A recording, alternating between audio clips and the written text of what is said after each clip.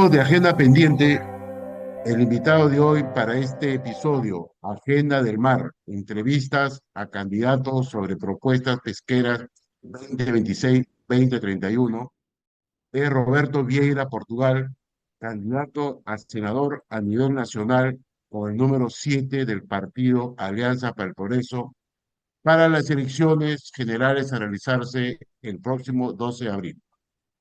Roberto Vieira, nacido en el Callao el 8 de marzo de 1971, es un destacado político peruano y desempeñó el cargo de congresista de la República durante el gobierno de Pedro Pablo Kuczynski, más conocido como el PPK. Es el menor de 6 hermanos y fue alumno marista. Cursó estudios de administración de empresas, así como de publicidad, al igual que sus padres. Antonio Vieira obtuvo su licencia de armador pesquero en 1999. Muchos lo conocen a Roberto por su caminar en el quehacer pesquero y durante su desempeño como congresista de la República hace unos años. Estimado Roberto, muchas gracias por aceptar nuestra invitación. ¿Y cómo te encuentras a casi 30 y tantos días de las elecciones generales que se realizará el domingo 12 de abril de este año para elegir al presidente de la República, vicepresidentes, representantes ante el Congreso, senadores y diputados y al Parlamento andino? ¿Cómo estás, Roberto? Muchas gracias, Raúl, por darme la oportunidad de poderme dirigir a tus seguidores en tus diversas plataformas.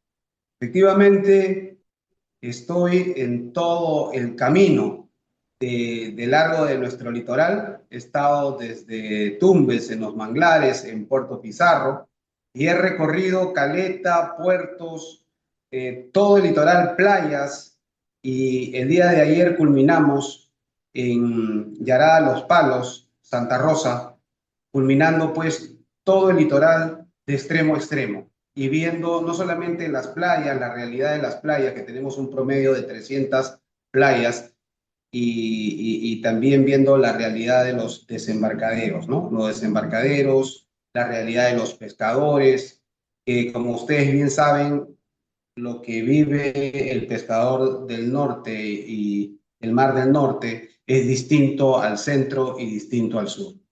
He podido recoger muchas inquietudes y estoy ahorita en un proceso no solamente de acercamiento, sino también ese acercamiento no solamente electoral, sino escuchando también al actor principal, que es el pescador, el armador, las personas que trabajan en toda esta cadena productiva que es la pesquería en nuestro país. Ok, Roberto. Mira, como has escuchado el nombre de estos episodios, Agenda del Mar y Propuestas. Entonces nosotros hemos recogido el plan de gobierno que está en el Jurado Nacional de Elecciones y nos ha interesado este plan de gobierno del periodo 2026-2031 del partido Alianza para el Progreso, cuyo eslogan es más inversión privada, más justicia social. Y hemos encontrado que en el segundo eje estratégico del plan de gobierno de APP y en el ítem 2.8, desarrollo de la pesca industrial, anchoveta, especies altamente migratorias, atún principalmente, y de la acuicultura.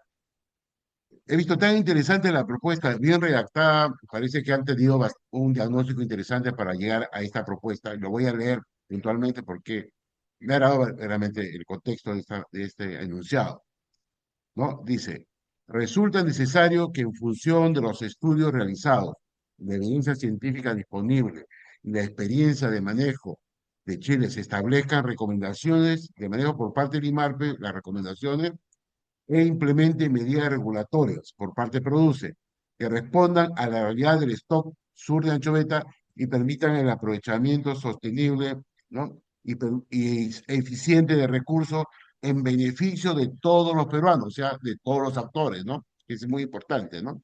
Logrando la recuperación de la industria y con ello miles de puestos de trabajo y beneficios para la sociedad.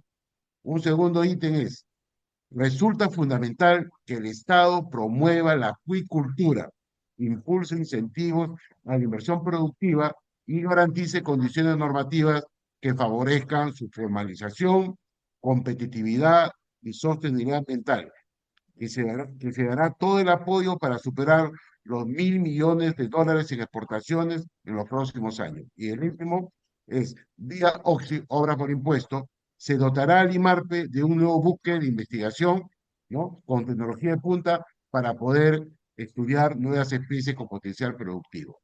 Estimado Roberto, candidato a senador nacional con el número 7 de APP, en las últimas semanas te hemos visto como comencé a recorrer por playas, desembarcaderos pesqueros, gremios, mercados, inclusive has visitado centros de estudios superiores vinculados al sector pesca. Por tal razón te invitamos para que participes en este programa. Roberto, Bueno, sí, agradecido nuevamente con ustedes por permitirme llegar a todos sus seguidores, tanto a nivel nacional como internacional. Efectivamente, la pesca industrial, digamos que es la pesquería más ordenada y que tiene un círculo virtuoso, no a un 100%, pero podemos decir que los pequeños aditivos que le podamos dar para que, digamos, la pesquería no tenga estos problemas con lo que respecta la captura ilegal de anchoveta, la producción de harina de pescado ilegal, que se tiene que combatir de manera frontal y principalmente no a las embarcaciones que hacen capturas ilegales, sino principalmente a aquellos que reciben esa producción. Yo creo que eso es un punto fundamental, acompañado obviamente con la responsabilidad de la sostenibilidad del recurso y poder, digamos, otorgar cuotas siempre protegiendo esta biomasa, la biomasa más grande del planeta, que es la anchoveta, y que está dividida, como todos saben, en dos poblaciones, una que va del centro norte y otra que va hacia el sur, hasta la altura de Antofagasta. ¿Cómo será tan peruana la anchoveta que llega hasta el área que antes era peruana, ¿no? Porque no hay que olvidar que Antofagasta antes era el Perú, no era parte de la capitanía de Chile.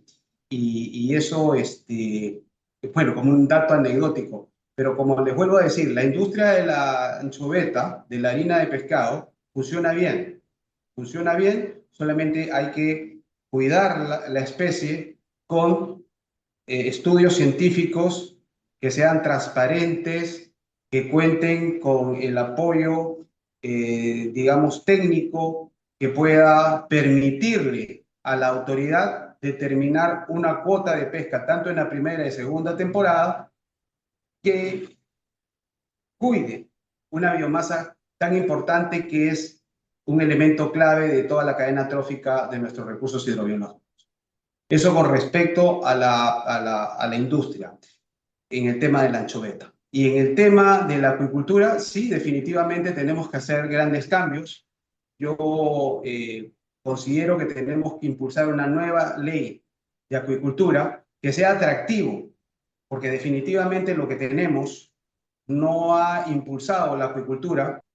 Seguimos en pañales, seguimos en digamos, en un estado que no va de acuerdo a nuestra geografía, a nuestro clima, a las facilidades que tenemos con el agua, en la cual nosotros podríamos desarrollar una buena acuicultura, pero necesitamos pues revisar qué es lo que está mal y qué debemos mejorar para que sea atractivo y que las inversiones vengan y podernos en el corto y largo plazo estar al igual como el Ecuador, que en estos momentos está cerca de los 10.000 millones de dólares, y Chile, pues, que también ya superó esa cifra, ¿no? Nosotros creo que con las justas, de repente me equivoco, pero no superamos los 300 millones.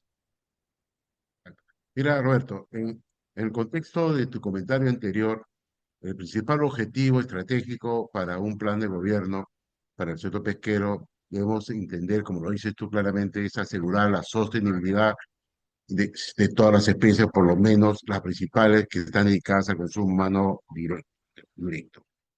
En tu calidad de candidato a senador a nivel nacional por la APP con el número 7, conoce que una de las funciones de los senadores es aprobar, modificar o rechazar los proyectos de ley enviados por la Cámara de Diputados. Entre otras, elegir y designar a altas autoridades y funcionarios, como el defensor del pueblo, el Procurador General de la República, los magistrados PC, entre otros. En ese contexto, y dentro de las labores que vas a tener, y en la propuesta que venga de la Cámara de Diputados, hay leyes que pueden ser promovidas como la Ley General de Pesca, revisarla. ¿Qué opinión tienes sobre ese tema? Cuando hablamos de qué leyes impulsar, definitivamente una de las prioridades es el tema de la acuicultura. Nosotros tenemos una geografía que nos permite hacer una buena acuicultura. Tenemos un clima que nos favorece, tenemos agua, que es tan importante. Entonces, a lo que voy aquí es, si la normativa actual de la agricultura no ha funcionado, no ha traído la inversión que se esperaba, y seguimos nosotros, por usar un término coloquial, en pañales, tenemos que mejorar la ley. Y para eso tenemos que impulsar una ley convocando a los mejores expertos para poder desarrollar una acuicultura costera y también en los Andes y en Amazonía, aprovechando toda nuestra geografía, y que sería un aporte no solamente muy valioso en el tema de las divisas, en el tema de la retribución económica, sino principalmente en la lucha contra la anemia. A ese niño de los Andes, donde de cada dos uno es anémico. Entonces, necesitamos hacer una modificación. Necesitamos impulsar una ley para la creación del centro de entrenamiento pesquero artesanal y acuícola, para capacitar a los pescadores y también para capacitar a aquellas personas que quieren hacer acuicultura en nuestro país. Tenemos el ejemplo de lo que fue en su momento el Centro de Entrenamiento Pesquero de Tacna, que lamentablemente, por malas gestiones en los últimos años, lo llevaron prácticamente a perder su esencia. Hay que rescatar lo mejor del Centro de Entrenamiento Pesquero de Paita, pero hacerlo ya no, digamos, focalizado en Paita, sino lo que está actualmente en Paita, en Pisco y en Hilo, pero hacer un centro de entrenamiento, de capacitación y de educación, tanto para el pescador como para la gente que quiere dedicarse a la acuicultura. Yo creo que tenemos que impulsar eso y darle todas las herramientas legales y también el financiamiento debido, porque se trata de un tema de alimentación, un tema de soberanía alimentaria, para asegurarnos no depender nosotros de terceros como dependemos con el tema del maíz amarillo duro, del pollo y de la soya, etcétera, etcétera. Yo creo que eso es un punto importante. Otro punto importante que debemos impulsar es recuperar el ITP. El CITE no tuvo, digamos, el éxito que esperaban aquellos que lo impulsaron. Yo siempre me opuse y el tiempo me dio la razón. Tenemos que recuperar, por ejemplo, el ITP.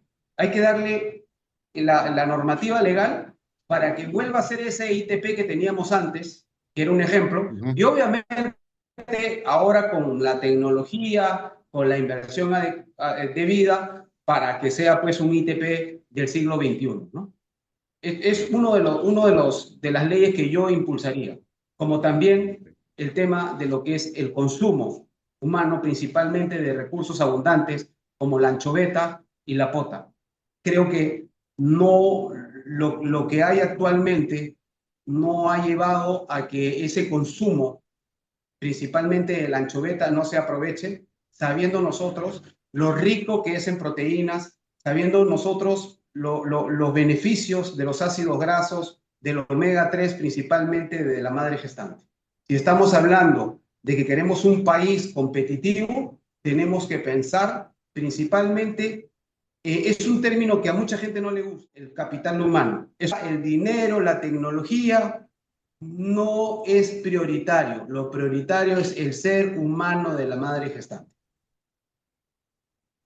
¿Cuál es tu posición, Roberto, tu posición a una propuesta de la ley de creación de la Superintendencia Nacional de Fiscalización y Control de Actividades Pesqueras y Acuícolas?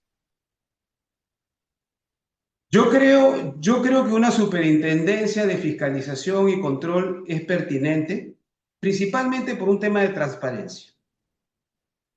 ¿Mm? Hemos visto, creo que todos somos testigos de cómo se manejan las sanciones, cómo se maneja estos supuestos controles. Y vemos también, ya que va de una u otra manera relacionada, el tema de las sanciones, desproporcionadas. Mientras que un barco chino le aplicaron una multa irrisoria de 300 y pico de soles, Claro. a un artesanal por tener una doble, ¿no? Un par de cajas, lo quieren meter hasta presos. Yo creo que tiene que ser un tema, también tenemos que revisar ese tema de las sanciones, el tema de la fragancia, porque no se puede tratar de la misma manera a un artesanal, a un pintero, que a un industrial y mucho menos a un barco extranjero que pesca ilegalmente nuestros recursos, como ha sucedido años atrás y que esperamos no vuelvan a atentar contra nuestra pesquería, principalmente con el tema de la pota, que tanto daño nos han hecho, ¿no? Porque estamos hablando de una pesca ilegal que mínimo, eh, es una captura que fluctúa entre 200, 300 mil toneladas, y si le ponemos $1 el kilo, estamos hablando de 200, 300 millones de dólares al año. Este tema lo denuncié por primera vez en el 2011 en el programa de Jaime de Althaus. Después lo denuncié en el Congreso. En otras palabras, hace 15 años. Si multiplicamos 15 años por 300 millones, estamos hablando de 4.500 millones de dólares de robo de nuestra pota, señores, de nuestra pota. ¿Y cuánto han invertido los chinos en Chancay? Han invertido apenas 1.500 millones de dólares. En otras palabras, la pota del Perú, de todos los peruanos, pagó el puerto de Chancay. José Roberto. Mira, estuve revisando tu plan de gobierno en el eje estratégico institucional, reforma del Estado, rediseño del Poder Ejecutivo, dice reducción de 19 a 10 ministerios a través de fusión o extinción de ministerios y entidades adscritas para eliminar duplicidades, trámites cruzados Después y la, compartimentos de escala, ¿no? Entonces, ¿cuál sería, bajo ese enfoque del plan de gobierno de APP, cuál sería tu posición en la creación, una ley de creación muy pedida por los pescadores y muchos actores de la creación de un ministerio de pesquería? es importante, necesaria. Yo presenté una moción porque ese es el camino. Moción porque la creación le compete netamente al Ejecutivo. Y uno puede presentar la moción, como fue mi caso, para la creación de un Ministerio de Pesquería y Acuicultura, retornar lo que es industria a comercio exterior, como estaba antes, y que sea un Ministerio de Pesquería y Acuicultura cuyos despachos de viceministros lo ocupen ambos sectores, ¿no? Pesquería por un lado y agricultura por un lado. Yo obviamente siempre he apoyado ese retorno, pero no exclusivamente de pesquería, sino agregarle acuicultura. Lamentablemente, la mayoría que tenía en ese entonces, la señora Keiko Fujimori, impidió que eso siguiera su camino y que al final se pudiera lograr a través del gobierno del PPK, que ya lo tenía en mente, pero lamentablemente se presentó el tema de la vacancia, no nos dejaron gobernar, al año y medio nos tumbaron, ¿no? Llevaron a la renuncia del PPK. Ok. ¿Cuál sería tu También quiero posición? aprovechar, lo Ah, que me disculpa, había sí, adelante, escapado, adelante. perdóname Raúl, se me había escapado el tema de la investigación científica. Es Ajá. fundamental. Nosotros no podemos repetir lo que pasó hace pocos años con la señora Choquehuanca, que mientras estaba haciendo un informe de la situación de la anchoveta en el centro norte para poder otorgar con respaldo científico una cuota, la señora firmó una resolución cuando estaba en pleno proceso la investigación. Eso no se puede repetir. No se puede repetir y para eso tenemos que darle mucho más fuerza al tema de la investigación científica. Que IMARPE, que en los últimos años no ha tenido una embarcación idónea para hacer investigación pesquera, porque como todos saben, el Humboldt solamente puede hacer una investigación oceanográfica, perdón, el Carrasco, que dicho sea de paso costó 100 millones, algo que tampoco en ese momento fui uno de los opositores, porque era fundamental darle al IMARPE un barco científico pesquero. El último que tuvimos fue el Humboldt, que lo han vuelto a reactivar, han vuelto a resucitar al muerto, ¿no? Pero IMARPE necesita un barco del siglo XXI, moderno, con todo el presupuesto para hacer investigaciones no solamente de nuestros recursos costeros sino y de nuestro territorio marítimo, sino también en alta mar y también cuando hace los viajes hasta la Antártida, donde tenemos nosotros presencia. Tenemos que darle el presupuesto, tenemos que darle el respaldo, tenemos que darle también para que tengan embarcaciones idóneas para hacer investigaciones costeras, que tampoco las tiene de buen nivel. Todo eso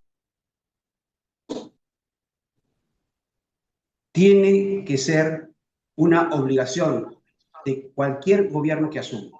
Si nos toca a nosotros asumir, créame que será una de nuestras primeras banderas, de fortalecer, de darle todas las herramientas para que el Instituto del Mar del Perú tenga esa hegemonía como la tenía antes en Sudamérica, en investigación científica.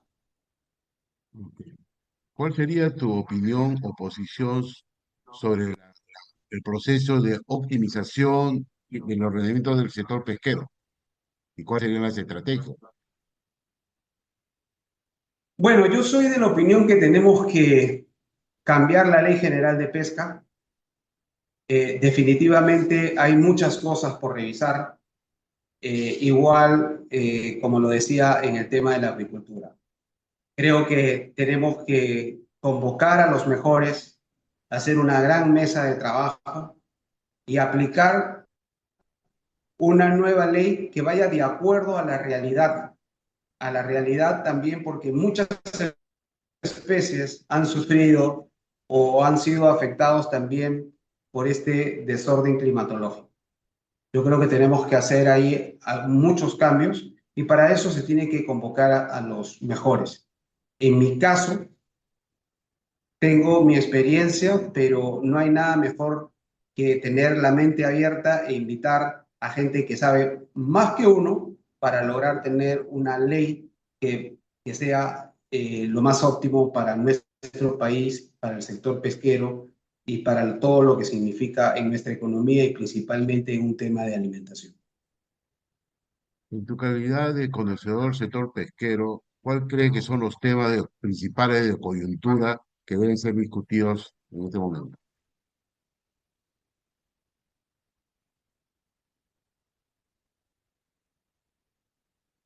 Hay un problema del audio, no lo escucho bien. Roberto, No lo escucho bien. te repito la Sí, pregunta. se fue la señal. ¿Me podrías repetir la Ya, pregunta, por favor? te repito la pregunta, porque acá podemos editarlo, bueno, pues, no hay problema. Bueno, haga la pregunta. ¿Cuál crees Hola. que son los temas principales de coyuntura que Sí, deben por ser favor, porque se discutidos? cortó.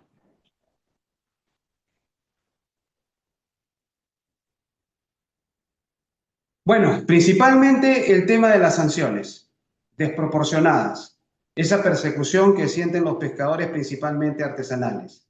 En segundo lugar, también eh, hacer un inmediato plan para combatir lo que es el tráfico de algas que está perjudicando la pesca costera, principalmente a los pinteros, a los de consumo, a los que se dedican al consumo a las mesas populares. Tenemos que hacer acción costera. No hay plantas residuales, tenemos un grave problema por los relaves mineros, tenemos un problema grave también de los relaves de la agricultura, de los pesticidas, tenemos un grave problema de que todos los desagües terminan desembocando en el mar. Tenemos la planta de La Chira, por ejemplo, en Lima, y de La Taguada, que no funcionan al 100%, y que eso también atenta contra la salud pública, con nuestra alimentación, y tenemos que tratar de solucionar ese problema porque me parece gravísimo. Como es gravísimo también las descargas de los residuos sólidos y líquidos que se dan por parte de los barcos cargueros y que se da también por parte de nuestra industria. Ustedes saben que prácticamente esas descargas de gran contaminación se hacen a través de barcazas que no reúnen las condiciones pertinentes o ni siquiera están dentro de un estándar que puedan recepcionar y que puedan procesar toda esa basura marina. Eso es gravísimo. ¿Y dónde termina? ¿No termina muchas veces en la orilla del mar? Y todo eso perjudica la pesca costera. Más allá de las malas prácticas, más allá de que todavía increíblemente siguen habiendo gente inescrupulosa que utiliza la dinamita, más allá de eso, pero tenemos esta contaminación que viene de tierra al mar. Tenemos todas nuestras playas están prácticamente contaminadas, exponiendo a los veraneantes. Eso tenemos que atacarlo de manera inmediata. Es un grave daño a nuestra pesquería y principalmente la salud pública, que no se está priorizando. ¿Hay una responsabilidad que escapa de Produce? Sí, pero ¿dónde está el Ministerio de Ambiente? ¿Dónde está el Ministerio de Vivienda? ¿Dónde está la Dirección General de Capitanías? Porque todo lo que yo estoy diciendo está a la vista. Yo no estoy inventando nada. Es cuestión de ver y darse cuenta lo que está sucediendo. Si cerramos los ojos, nos engañamos nosotros mismos. Exacto, exacto. Ahora, Roberto, ahora que estás en Tacna, hay un tema pendiente. Recordemos que hace 12 años la delimitación marítima del Perú se estableció en el año 2014. La Corte de Haya delimitó y ahí recuperamos el triángulo que se llama el triángulo externo, que es un área marítima aproximadamente de 50.000 kilómetros cuadrados. ¿Qué propuestas tiene para este espacio recuperado hace 12 años? A pesar que IMARPE ha hecho 3 evaluaciones, ha mostrado potencialidades de recursos pesqueros. ¿Cuál es tu posición sobre este tema? El Perú le tiene una deuda histórica a Tacna, no solamente por el cautiverio de los 50 años, cuando estuvo bajo jurisdicción chilena, que no se les reparó, sino además lo que significó el Tratado de La Haya. Nosotros no ganamos, señores. Nosotros recuperamos un espacio marítimo, alrededor de 21.000 Claro, kilómetros cuadrados. No los, no los 28 que ellos hablaban del triángulo externo. ¿Y por qué se los digo? Y se los digo no porque me lo contaron, no porque lo he analizado, no, porque yo pesqué. Nosotros pescábamos frente a Tico, frente a La Planchada, frente a Chala, salíamos a pescar bacalao, salíamos a pescar tiburón, salíamos a pescar perico, salíamos a pescar merlín, espada, y salíamos 190 millas, 180, 200, un poco más allá, y solamente era peruano, estábamos. Sin embargo, la parte fronteriza la parte de Moquegua, digamos Hilo. Antes Hilo no tenía 200 millas, tenía 60 millas. Ni qué decir Tacna. También le habían reducido porque los chilenos habían impuesto el paralelo que lamentablemente antipatriotas en la década de Odría y posteriormente en el primer gobierno de Belaúnde convalidaron de una u otra manera, que los llevó a ellos a tener un triunfo porque si ustedes analizan, la mejor parte se la quedó Chile. Y esa parte que se la queda Chile es el 90% del mar de Tacna. Ustedes van a Morrosama y Morrosama con la justa tiene 12 millas. Para salir a la altura tienen que bajar hasta Hilo y salir hacia las 200 millas, 150 y más. Pero ellos 12 millas y punto. Vila Vila con la justa llega a 4 millas. Y de ahí lo que viene a ser Boca del Río, lo que es Yará, Los Palos. Ustedes ven unos balnearios muy bonitos, ven comercio, ven a la gente tirada en la arena, pero cuando meten un pie, están en mar chileno. Eso es lo triste. Eso es lo triste. Y lo más triste es que hay unos políticos, como el señor Belaúnde, Vitocho, que es mi amigo, pero zapatero a tus zapatos, o la señora Lourdes Alcorta, de Fuerza Popular, ahora postulante de Renovación, que agarran y dicen el triángulo terrestre, no hay que pelearnos por 300 metros cuadrados, hay que hacer un parque, dicen, hay que hacer un parque, ¿no? No se dan cuenta que esos 300 metros cuadrados, o casi 300 metros, porque es un poquito menos, metros cuadrados, si lo proyectas al mar a las 80 millas, da un kilometraje, una franja de mar más grande que la ciudad de Tacna. Pero ellos o no se dan cuenta o están defendiendo intereses no nacionales, sino intereses extranjeros, chilenos. Y a Tacna le debemos. Tenemos una gran deuda con Tacna. Yo voy al desembarcadero de Morrosama y es una pena. Ese es el resarcimiento a Tacna luego de haber perdido ya oficialmente casi el 90% de su mar. No, señores.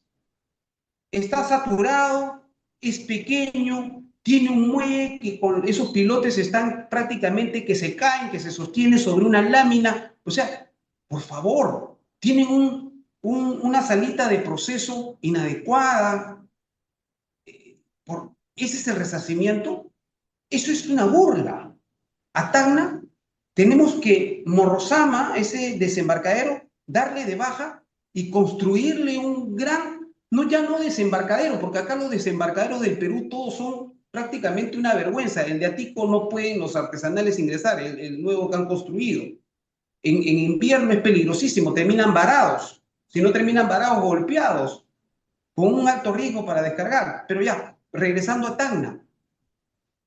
Tacna merece ya no un desembarcadero, sino merece un centro de descarga que tenga una gran planta de proceso, que tenga un astillero para darle mantenimiento a las embarcaciones, que tenga tipo supermercado para vender productos y que se pueda procesar, digamos, en seco, en curado, recursos como anchoveta, como la pota, que son abundantes, y buscándole mercados en los Andes, en Amazonía, ¿por qué no en el exterior? ¿Por qué no en el exterior? Entonces, tenemos que hacer un centro de descarga, pero moderno, del siglo XXI, y no la vergüenza que tenemos, como le digo, Atico, una vergüenza, el último que construyeron durante el gobierno de Humala. Y ni qué decir Puerto Morín, ni qué decir Bahía Blanca, que hasta ahora no descarga ni un pejerrey y ha costado como 40 millones. Es realmente inaudito. Porque, ¿qué sucede? Que muchas veces los que dirigen no conocen. Y la gente pensante lo mandan a sacar fotocopia o a trabajos menores, con todo el respeto que se merecen. Pero esa es la realidad de nuestro país. Y seguramente pasa en muchas instituciones del país. La gente que sabe no está en su lugar, está en otros menores. Y la gente que es incapaz, la gente que está limitada, la gente que ni siquiera conoce el mar, que no puede diferenciar si está comiendo pollo o anchoveta, están dirigiendo los destinos del sector. Otro tema de Es coyuntura, muy amplio, muy Roberto. largo y muy indignante. ¿Perdón? Otro tema de coyuntura, ya que estamos por finalizar. Mira, en las últimas semanas, tú sabes, y tú has estado en Piura, las tremendas lluvias en Tumbes, Piura, Lambayeque, luego en Arequipa, y acaba de anunciar ya el FEN que la activación en marzo que no me han ido costero. ¿Cómo ves ese tema tú? Ahora que estamos en pleno proceso electoral, que tú sabes que si la lluvia se intensifica, va a haber afección de carretera, como ni la comunicación, probablemente en zonas rurales que haya lluvias intensas y puedan inundar los centros educativos donde se hacen las opciones. ¿Cuál es tu posición en este tema? Miren, desde el 2017, del niño del 2017 hasta la actualidad, Piura debe haber recibido cerca de 25.000 millones para el tema preventivo. Piura, Lambayeque, Tumbes. Sin embargo, ustedes van y con una simple lluvia ya hay un aniego tremendo en todo en todas las pistas. Vemos problemas con la construcción de los acueductos. O sea, prevención cero. El refuerzo, las barreras en los ríos, precario. Me dio vergüenza la vez pasada estar en Piura y veía que uno de los desfogues se hacía con una manguera. O sea, ¿en qué país estamos? ¿En qué país estamos? Prevención cero, señor. Cero. Con cualquier simple lluvia ya está la inundación y haciéndole daño al parque automotor, a los mototaxistas, a los pobres, y realmente uno está andando sobre piscinas con una pequeña lluvia. Ahora que tenemos la amenaza de un fenómeno del niño, que dicho sea de paso, acentúo fenómeno del niño. Para mí, el término de niño costero es un invento para sacar presupuesto, para otras cosas no transparentes, porque es el fenómeno del niño y puntos. Acá no es que niño costero, no. Y todas las personas que sabemos, todas las personas que estamos ligadas al mar, yo que no soy científico, sabemos, por ejemplo, nuestras lanchas pescaban a 200, 300 millas y ya desde afuera nosotros veíamos a través de las especies, a través de la temperatura del mar, que las cosas eran anómalas y que las especies por las cuales nosotros íbamos a buscar se habían, desaparecían, entraban otras que eran de aguas súper cálidas. Entonces uno se daba cuenta con esos indicadores, ¿no? Midiendo la temperatura, con la salinidad, el oxígeno, de manera precaria y con la información cruzada de las embarcaciones de altura y que van en alta mar. Como yo tenía toda esa información. Y cuando uno, digamos, sin ser científico, sin tener la tecnología, dice, oye, acá hay algo anormal, ni te escuchan. Yo le advertí en ese entonces al ministro Yufra, le dije, la situación es complicada para nosotros, que de acuerdo a los capitanes que tenemos mar afuera, a otros barcos de otras nacionalidades que tenemos contactos, que también están pescando frente al Perú, frente al Ecuador, hay un calentamiento anormal, la situación se va a complicar, hay que tomar la prevención del caso. No, Roberto, yo ya tengo información de primera mano, no va a haber nada, y a los meses todo se inundó y vemos el desastre que ocurrió en el 2017. Entonces, Debemos si yo que no soy prevención, científico, ¿no? La simplemente prevención es importante. por indicios que uno como pesquero, como armador, se va dando cuenta, entonces, ¿qué es lo que pasa en este país? Pero Ok, en Roberto. conclusión, el tema prevención, cero, Sí, exacto. cero, una vergüenza.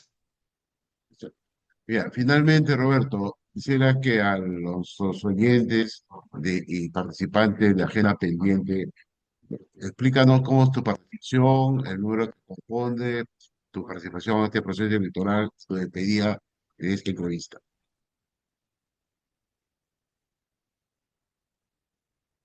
En primer lugar, volverte a agradecer la oportunidad que me brindas de poder dirigir a toda la gente que te sigue, que sé que es muchísima, y que es gente que ama la pesca, que ama nuestro mar, que ama al Perú. En estos momentos sabemos la fuerza que va a tener el Senado de la República. Una fuerza que en anteriores gestiones nunca la había tenido. Y bueno, se han dado las reformas y ahora le han dado al Senado un superpoder.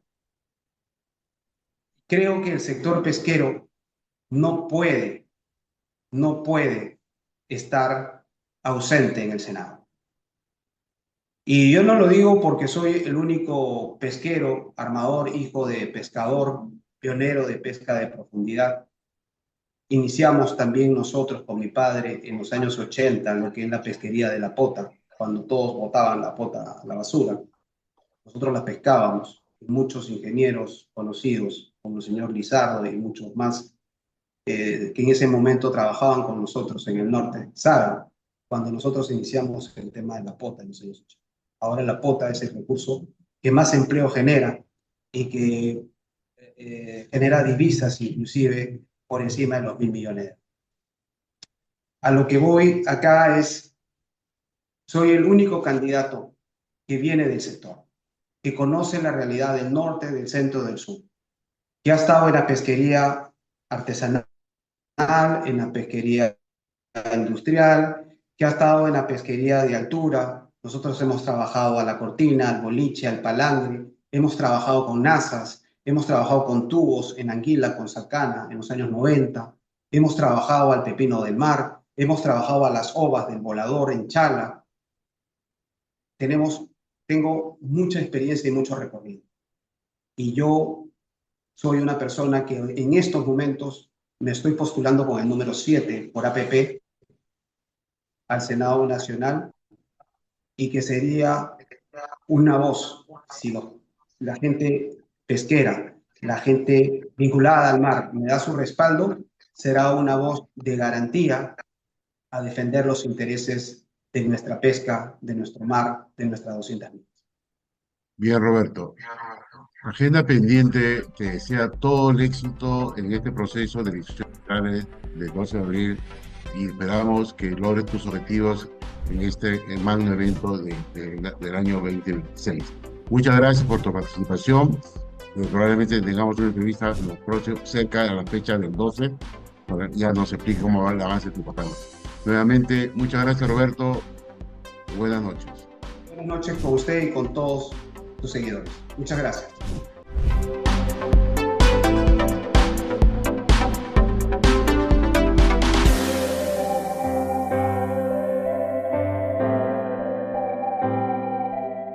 Así llegamos al final de la cuarta parte de nuestro episodio especial Agenda del Mar, entrevistas a candidatos sobre propuestas pesqueras 2026-2031. Gracias por acompañarnos en este podcast que marca un espacio de diálogo y aprendizaje. Queremos que esta agenda se construya junto a ustedes, con sus voces, experiencias y propuestas. Por eso los invitamos a compartir este episodio y seguirnos en nuestras redes sociales de Facebook, Instagram y TikTok. No olviden suscribirse a nuestro canal y activar la campanita de alerta para que no se pierdan ninguno de nuestros contenidos. Cada episodio contará con invitados nacionales e internacionales, todos los domingos a las 7 de la noche. No se pierdan nada. Nos despedimos por hoy, pero lo que está pendiente lo vamos a construir juntos. Hasta el próximo episodio.